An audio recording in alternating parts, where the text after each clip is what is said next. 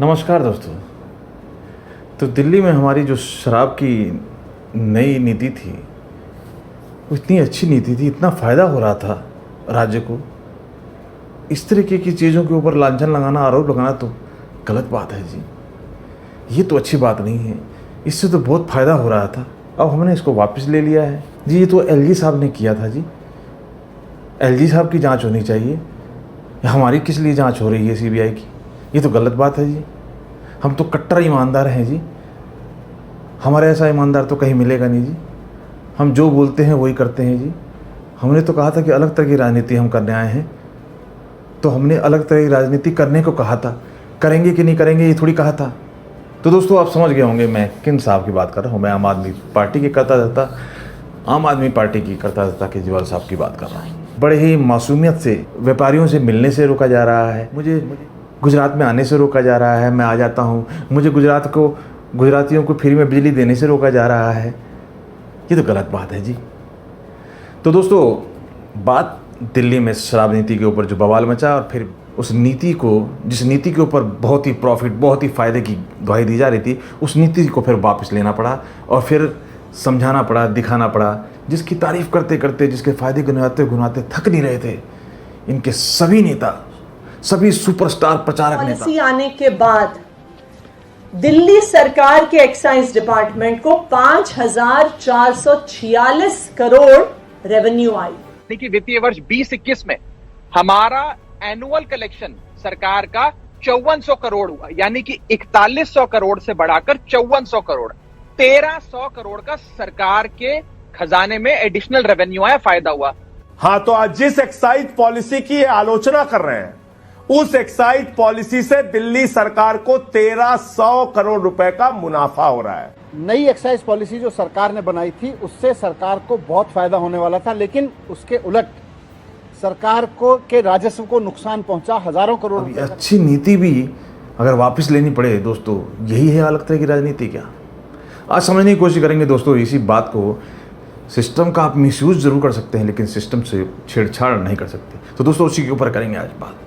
आज उसी चीज़ को समझने की कोशिश करेंगे कि ये सारे के सारे खेल क्या थी, कैसे बैकफायर हुआ, किस तरीके से फ़ायदेमंद चीज़ वापस लेनी पड़ी। यही क्या अलग तरह की राजनीति है? इसी को अलग तरह की राजनीति कहते हैं दोस्तों। और जानेंगे थोड़ा सा इतिहास भी दोस्तों, कि ये सारी चीज़ों के ऊपर कैसे काम करना चाहिए, क्या काम होना चाहिए, कैसे सिस्टम काम करता है, कैसे जज का अपॉइंटमेंट होता है, क्या सारी चीज़ें जो उस टाइम बताई गई थी जब ये वाकई आम आदमी की तरह सड़क पे थे। उन सब चीज़ों को समझने की कोशिश करेंगे दोस्तों आज के वीडियो में। वैसे हाल में जो न्यूज़ चल रही है, आज बवाल जो हो रहा है, बिहार के चीफ मिनिस्टर नीतीश कुमार जी ने कर दिया है खेल फिर वही, जिनको उपाधि लालू प्रसाद जी देते रहे हैं पहले भी, कि ये सांप हैं, ये केचुआ जैसे 2 साल में बदलता है, उस तरीके से ये भी अपना केचुआ बदलते हैं। इसके बाद किसी भी परिस्थिति में लौट कर जाने का प्रश्न नहीं पैदा होता। हम रहे या मिट्टी में मिल जाए, रहे या मिट्टी में मिल जाए, आप लोगों के साथ अब कोई समझौता भविष्य में नहीं होगा। असंभव, अब ये संभव ही नहीं है, नामुमकिन। अब वो चैप्टर खत्म हो चुका, क्योंकि भरोसे को आप लोगों ने तोड़ा। तो खैर दोस्तों, ये राजनीति जो है, ये राजनीति पलटने की राजनीति, उलझुल बयानबाजी की राजनीति, सिस्टम को धता बताने की राजनीति, और ये सारा गेम एग्जिस्टिंग पार्टियाँ करती रही है। लेकिन ये नई पार्टी, आम आदमी पार्टी, जिसने विश्वास और भरोसे के साथ जो खेला है, विश्वास के साथ जो खेला है, और वही सब खेल करने लगी जो ये पार्टियाँ करती हैं, चाहे कोई भी पार्टी हो। तो ये अलग तरह की राजनीति कैसे हुई? ये क्या राजनीति हुई दोस्तों? जब खेल वही सब है तो अलग राजनीति हुई क्या? आज जानने की कोशिश करेंगे। देख लेते हैं दोस्तों पहले वीडियोस, किन के रेफरेंस आज बात करेंगे। दारू की दुकान बंद करो, अब दारू ठीक हो गई दिल्ली में? आजकल तो शोर नहीं करते तुम लोग। तो आप तो वो पार्टी है, आप तो डरने वाले नहीं है। आप अपने आप को भगत सिंह की औलाद बताते हैं। ये दिखाया जा रहा है जैसे इनकी टीम जो है ये बहुत ही कमीने लोगों की भरी हुई है और अन्ना भोले वाले हैं। हर योजना के बनाने के पीछे एक ही मकसद होता है कि इससे इंजीनियर को कितना मिलेगा, कलेक्टर को कितना मिलेगा, स्वास्थ्य मंत्री को कितना मिलेगा, मुख्यमंत्री को कितना मिलेगा। उसके बाद केजरीवाल गंदा आदमी है, मुझे वोट मत देना। तो बात शुरू करते हैं दोस्तों न्यूज़ 24 के इस इंटरव्यू से क्या, इस बहस से। जिसके अंदर समझाने बताने की कोशिश की गई कि क्यों वापस लिया गया, क्या फ़ायदे थे, क्या क्या अड़चनें आई, इसको पहले समझने की कोशिश करते हैं और पूरे खेल को समझते हैं, क्योंकि इस चैनल को कम से कम गोदी मीडिया का खिताब तो नहीं जाता है। और दूसरी बात, संदीप चौधरी साहब थोड़ा सा न्यूट्रल रहने की कोशिश भी करते हैं। काफ़ी चीज़ों में 1 to 1 बात होती हुई नज़र आती है इनके चैनल पे। नई आबकारी नीति जो आपने लागू की थी सौरभ भारद्वाज, उसमें सब कुछ पाक साफ था, कोई दिक्कत नहीं थी, अच्छा खासा राजस्व भी आता, तो आप पुरानी नीति पर क्यों चले गए? देखिए, पुरानी आबकारी नीति के अंदर दिल्ली के अंदर करीब 40% ऐसा एरिया हुआ करता था जिसके अंदर कोई भी जो है शराब की दुकानें नहीं होती थी। उसको आप नॉन कन्फर्मिंग एरिया कह सकते हैं, उसको आप अनऑथराइज कॉलोनी वाला एरिया कह सकते हैं। सब लोग जानते हैं कि वो एरिया था। तो खेल समझने की कोशिश करते हैं दोस्तों। पहले पूरे दिल्ली के अंदर हर अनऑथराइज कॉलोनी चारों तरफ इन ठेकों का प्रचार प्रसार नहीं था। आम आदमी के प्रयास से ये सब सुविधा दी गई, जगह जगह कोने कोने पहुंचाने की कोशिश की गई। देखिए कितने स्टेटमेंट आई हैं दोस्तों इन चीज़ों के ऊपर। कभी हमने इतनी ठेके नहीं खोले हैं, कभी खोले हैं, कभी ये किया है, कभी कम किया है हमने। 50 तरीके की स्टेटमेंट आई थी। सदन में तो यहाँ तक बोला गया था कि बीजेपी वाले कुछ ना कुछ मुद्दा ढूंढते रहते हैं। फिर थोड़े दिन बाद बोले भाई दारू की दुकानों के खिलाफ करो, फिर सारे जने दारू की दुकान बंद करो, दारू की। अब दारू ठीक हो गई दिल्ली में, आजकल तो शोर नहीं करते तुम लोग। देखिए झूठ के कहते हैं ना, झूठ के पैर नहीं होते। अब ये किस तरीके से अपने ही जाल में, अपनी ही बातों में इतनी जगह दुकानें थी, इतनी जगह खोल दी, फिर आगे सुनिए ठेका कितने को दे दिया, कितना फायदा हो गया, कितने ज़्यादा ठोके ले लिए। और ये जो बिडिंग थी ये पहले के मुकाबले 25% ऊपर बिड गई। मतलब सरकार कह रही थी कि आप 225 करोड़ दीजिए, लोगों ने 300 करोड़, 350 करोड़ की बिड कर 144 करोड़ 36 लाख की छूट भी दे दी आपने। अब लाइसेंस फी वेव ऑफ कर दी, खुलनी थी, नहीं दरिया दिल्ली भी दिखाई। फिर आपने उनको कंसेशन क्यों दे दिया, इतनी छूट क्यों दे दी? तो जी सेंट्रल गवर्नमेंट ने भी कोरोना के टाइम पे टोल फ्री कर दिए थे, तो ये फ्री कर दिया था। तो सरकार का जो आकलन था कि 9-9.5 हजार करोड़ रुपया जो उन्होंने अपनी बिड्स के अंदर कमिट किया था, जो कि उन्होंने एडवांस पे कर दिया था, उस अंदाजे से 30-35% नीचे आ गया, क्योंकि एलजी साहब ने 48 घंटे पहले अपनी ही पास की हुई पॉलिसी को दोबारा बदल दिया। अब सवाल ये आता है, फिर उसके बाद भी एज भी तुमने कम कर दी, बहुत सी चीजें, ये सारी खेल किया गया इतना ज्यादा। ये आप वो काम नहीं कर रहे हैं क्या? सौरभ की उल्टा चोर कोतवाल को डांटे। एलजी के पास चीफ सेक्रेटरी नरेश कुमार की एक चिट्ठी जाती है, वो ये लाल झंडा लहराते हैं कि 144 करोड़ 36 लाख की छूट दे दी, अब ये 3 बजे तक शराब की दुकान खोलेंगे, 25 से 21 साल की उम्र कर दी। गड़बड़ झाला है ये रेड फ्लैग किया चीफ सेक्रेटरी ने कि एलजी ने। अब 144 करोड़ पे आ जाते हैं। तो कहीं ना कहीं दोस्तों इतनी चीजें सुनने के बाद सारा गोलमाल साफ समझ में आ रहा है, और उसको बैक लेने का कारण भी अब क्लियर है कि भैया वो एलजी साहब ने ही उसको किया था। तो एलजी साहब कुछ करने नहीं देते हैं, और एलजी कुछ होता है तो वो एलजी साहब ही जिम्मेदार है उसके लिए। तो दोस्तों एक खेल, इस सिस्टम से खेल पड़ने वाला भारी हो रही है जांच। तो आप तो वो पार्टी है, आप तो डरने वाले नहीं है। आप अपने आप को भगत सिंह की औलाद बताते हैं, तो आपने नीति अब उसे खारिज करके कूड़ेदान में डालकर आप नई नीति पर आ गए। आम जन की पार्टी, आम लोगों की पार्टी वही सब खेल कर रही है जो एग्जिस्टिंग पार्टियां कर रही हैं। तो इस पार्टी का आखिर महत्व है क्या? कुछ नहीं, 32 जोन्स में से 15 जोन के वेंडर्स ने कहा भैया माफ करो, हम निकल रहे हैं। तो दोस्तों ये हो गया है डोज काफी हैवी, अब थोड़ा सा रिलैक्स कर लेते हैं। पहले इस चित्र को, इस वीडियो को देख के थोड़ा हंस लीजिए। साथियों,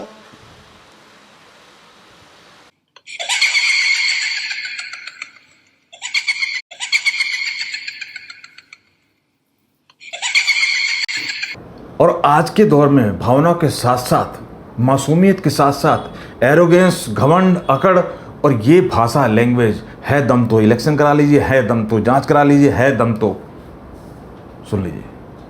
रॉबर्ट वाड्रा की तरफ मोदी उंगली उठा के दिखा दे, मान जाऊंगा नरेंद्र मोदी में 56 इंच का सीना है।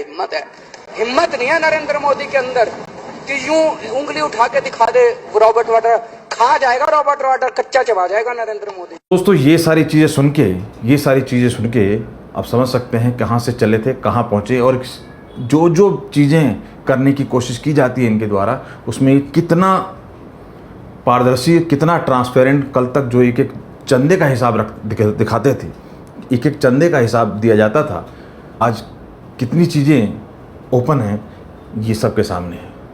अब थोड़ा दोस्तों फ्लैशबैक में चलते हैं, थोड़ा सा पीछे चलने के बाद समझेंगे इस चीज़ को कि ये जो चीज़ें, काम, डेवलपमेंट, विकास, कोई भी पोस्टिंग हो, कोई भी चीज़ हो, इनके प्रति इनका माइंडसेट क्या है और किस तरीके का ये पहले ख्याल रखते थे और कैसे ये चीज़ों को समझते समझाते थे। उससे समझने में और आसानी हो जाएगी इस खेल को कि ये कहाँ पे ये फंस रहे हैं और ये बीजेपी का ऊपर होना ही इनको आड़े आ रहा है, नहीं तो खेल करने का तो मौका जाने देने वाले ये थे नहीं।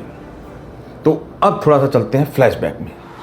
अगर किसी दिन वो सत्ता और पैसे के खेल में फंस गए तो मैं अपने आप को अलग कर लूंगा। अन्ना ने बोला कि भैया ये जैसे भी सत्ता और पैसे के खेल में फंसेंगे तो मैं अपने आप को अलग कर लूँगा। तो अलग कर लिया उन्होंने तो, लेकिन इंसाफ ने भी कहा था कि मैं भी अपने आप को अलग कर लूँगा। ये तो अच्छी बात है। किसी दिन सत्ता और पैसे के खेल में अगर ये पार्टी फंस गई तो मैं भी अपने आप को अलग कर लूँगा। लेकिन यहाँ तो सत्ता और पैसे के अलावा कोई खेल चलता हुआ नजर आ ही नहीं रहा है दोस्तों। जगह जगह पे प्रयास, चाहे कहीं 0 सीट आए, चाहे कहीं जीत जाएं, लेकिन प्रयास फुल जारी है। पैसा कहाँ से आएगा? इस देश में लोग पैसे और दारू से वोट डालते हैं, उसका क्या करेंगे? सुन लिया दोस्तों, पैसा कहाँ से आएगा? इस देश में लोग दारू और पैसे से वोट डालते हैं, उसका क्या करेंगे? तो अब समझने की कोशिश करते हैं। सारे खेल जब आप समझेंगे, बड़ी मेहनत से मैंने सारी चीज़ें इकट्ठी की हैं, उन चीज़ों से ये चीज़ समझने की कोशिश करेंगे कि खेल क्या है और कैसे कैसे कितनी दूर तक की पहले सोची गई थी और कहाँ चीज़ जा रही है। उससे आपको समझ में आ जाएगा कि एक्चुअल में ये कितने कट्टर हैं और वो कट्टर हैं क्या, ये आप खुद से जज कीजिए। ये दिखाया जा रहा है जैसे इनकी टीम जो है ये बहुत ही कमीने लोगों की भरी हुई है और अन्ना भोले वाले हैं, और ये भोले वाले आदमी को बेचारे को कुछ पता नहीं है, इसको जैसे खिसका दो वैसे ही खिसक जाता है। अब सुन लीजिए दोस्तों शिक्षा मंत्री साहब के विचार भी, कि वो क्या सोचते थे पहले, कैसे कैसे माइंडसेट थी, किस तरीके से जजों की अपॉइंटमेंट के ऊपर उनका ख्याल था। जो जितना सिस्टम को, लूप होल को, जितने कानून को समझता है दोस्तों, वही उसका तोड़ निकालता है। देखिए कितना गहन अध्ययन किया गया है उस टाइम जब ये लोग सड़क पे थे। मैं एक छोटी सी घटना सुनाता हूं। अभी एक जज साहब आए थे मेरे पास में, डिस्ट्रिक्ट जज हैं। उन्होंने जो बात अपनी बताई बहुत हैरानी वाली थी। वो गाजियाबाद में पोस्टिंग होकर आए थे, ईमानदार जज हैं। उन्होंने कहा कि जिस दिन आके उन्होंने पोस्टिंग ली, उनके पेशकार ने, उनके दफ्तर वालों ने आके, पेशकार ने आके उन्हें कहा कि जज साहब आप यहाँ आराम से नौकरी करिए, लड़की और पैसे की कमी मैं नहीं होने दूंगा आपको। ये हालत है देश। इस तरीके से MP, MLA, राष्ट्रपति भवन के ऊपर सवाल इनका उठाया जाता था। शिक्षा मंत्री साहब का इसके ऊपर भी विचार सुनिए, कैसे गरीब लोग कैसे रहते हैं सड़कों पे, झुग्गियों पे। और मैं देखता हूं कि राष्ट्रपति के पास में जगह ही जगह राष्ट्रपति का बंगला देखो, प्रधानमंत्री का बंगला देखो, पूरी की पूरी सड़क कब्जा ली गई है। मंत्रियों के बंगले देखो। और इसी दिल्ली में लाखों परिवार ऐसे हैं जो 2.5 फुट की टाट को तान के रात को सड़क के किनारे सोते हैं। अब आप इन सब चीज़ों के बाद अब जज कर लीजिए कि अब ये लोग कहाँ हैं और वो जो गरीब टाट पट्टी में झुग्गियों में रहते हैं वो अब कहाँ हैं आज के टाइम में। कि ये जो भी कोई डेवलपमेंट, विकास या कोई काम किया जाता है, उसमें इनकी राय क्या थी उस टाइम, कि वो उसका मकसद क्या होता है, वो काम किस लिए किया जाता है, वो भी सुन लीजिए। हर योजना के बनाने के पीछे एक ही मकसद होता है कि इससे इंजीनियर को कितना मिलेगा, कलेक्टर को कितना मिलेगा, स्वास्थ्य मंत्री को कितना मिलेगा, मुख्यमंत्री को कितना मिलेगा, उसके बाद योजना बनाना। तो दोस्तों ये सारी चीज़ें सुन के अब आपको कैलकुलेशन समझने समझाने में ईजी हो जाएगा कि खेल क्या करने आए थे, क्या कर रहे हैं, क्या करना चाह रहे हैं। तो दोस्तों अब किसी की नीयत का क्या कर सकते हैं। अभी देखिए एक वीडियो वायरल हो रहा था, आज का एक करंट का वीडियो है। मंदिर में एक जा रहा है, मंदिर में इस चोर की एंट्री देखिए। मंदिर में चोर एंटर करता है, हाथ जोड़ता है लक्ष्मी माता के आगे और बक्से को साइड में कर लेता है। चोरी करने का ये भी तरीका है, पाप करो और गंगा नहाओ। तो दोस्तों जिसका जैसे नीयत हो, जैसा दिल माने वो करे।